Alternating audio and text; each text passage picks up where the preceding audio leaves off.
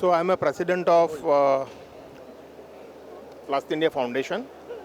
Plastindia Foundation is an apex body of Indian plastic industry. As I mentioned, all the stakeholders, including processor, raw material manufacturer, machine manufacturers, government agencies like CPET and Plex Council are part of us. And we represent complete plastic industry. Our job is to do advocacy in interest of industry with the government. And what is the agenda of this Hiplex, sir? Our agenda is it's our sister association, so we complement each plastic association in the country, and the people from Hiplex and Telangana Plastic Industry or Association, they are sitting on our board in All India Plastic. So to complement them, we are here.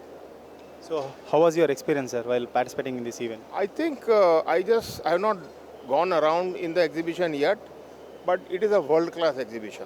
Kind of venue, kind of halls, kind of display, and now I don't think it's a national exhibition. Now this has got converted into international exhibitor. We see a lot of foreign participation, we see a lot of foreign visitors.